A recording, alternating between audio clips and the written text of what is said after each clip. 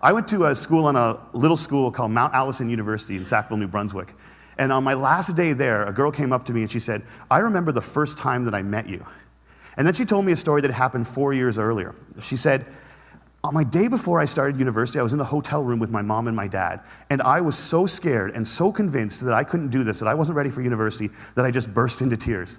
And my mom and my dad were amazing. They were like, look, we know you're scared, but let's just go tomorrow. Let's go to the first day, and if at any point you feel as if you can't do this, that's fine. Just tell us, we will take you home. We love you no matter what. And she said, so I went the next day, and I was standing in line getting ready for registration, and I looked around, and I just knew I couldn't do it. I knew I wasn't ready. I knew I had to quit. And she says, I made that decision, and as soon as I made it, there was this incredible feeling of peace that came over me. And I turned to my mom and my dad to tell them that we needed to go home, and just at that moment, you came out of the Student Union building wearing the stupidest hat I have ever seen in my life. It was awesome. And you had a big sign promoting Shinorama, which is Students Fighting Cystic Fibrosis, a charity I've worked with for years, and you had a bucket full of lollipops. And you were walking along and you were handing the lollipops out to people in line and talking about Shinorama. And all of a sudden, you got to me and you just stopped and you stared. It was creepy. This girl right here knows exactly what I'm talking about. And then you looked at the guy next to me and you smiled and you reached in your bucket, you pulled out a lollipop and you held it out to him. And you said, you need to give a lollipop to the beautiful woman standing next to you. And she said, I have never seen anyone get more embarrassed faster in my life. He turned beet red, and he wouldn't even look at me. He just kind of held the lollipop out like this.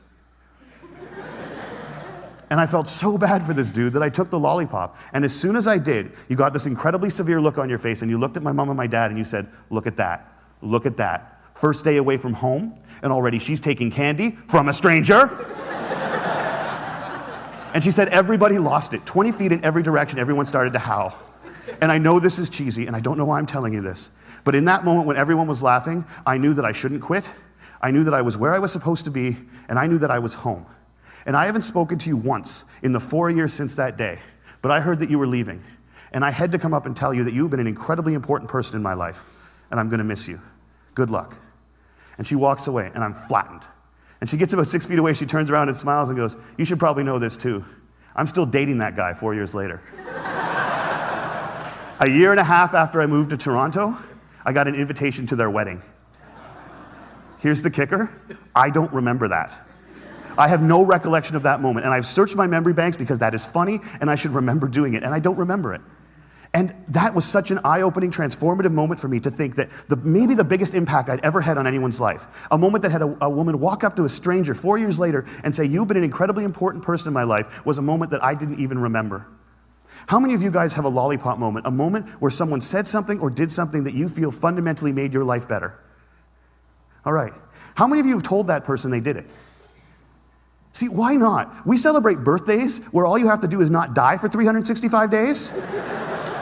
And yet we let people who have made our lives better walk around without knowing it. And every single one of you has been the catalyst for a lollipop moment. You have made someone's life better by something that you said or that you did. And if you think you haven't, think about all the hands that didn't go back up when I asked that question. You're just one of the people who hasn't been told.